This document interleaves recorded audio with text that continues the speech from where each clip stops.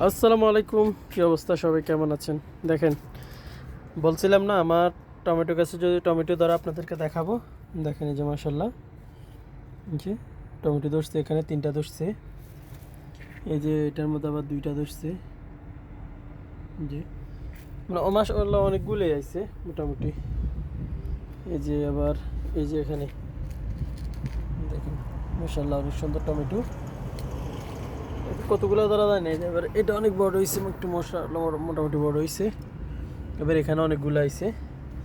তো আলহামদুলিল্লাহ অনেক কষ্ট করে গাছগুলো লাগাইছি, ইন্দুরের হাত থেকে বাঁচাই টাচাই এগুলারে একটু টিকাইছি। এখানের মধ্যে টমেটো আইছে, এই যে এখানেও আছে মাশাআল্লাহ। দেখেন কইরে, এই যে এখানে এই যে এগুলা মোটামুটি বড় হইলে মানে আরো সুন্দর দেখা যাবে। এখন তো ছোট, এই কারণে। তো আপনাদেরকে যখন বড় হয় তখন আবার দেখাবো। আবার ফুল তো মাশাআল্লাহ অনেকগুলো ফুল এসছে। এখন যদি সবগুলো টিকে তো টমেটো খাইও মানে শেষ করা যাবে না। আর গাছের সাইজগুলো কিন্তু অনেক ভালো মাশাআল্লাহ, গ্রোথ দেখেন। ভিডিওর মধ্যে হয়তো একটু আসতেছে, কিন্তু গাছগুলো একদম সবুজ। তো যাই হোক, সবাই আমার গাছগুলোর জন্য দোয়া করবেন, যেহেতু গাছগুলা একদম সবগুলো টিকে থাকে। সবচেয়ে বড় হয়েছে ইন্দুরের জন্য। ইন্দুরে মানে প্রচুর জ্বালাইতেছে।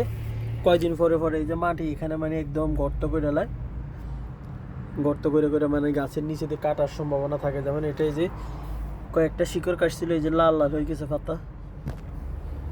তো যাই হোক, সবাই ভালো থাকবেন। আল্লাহ হাফেজ।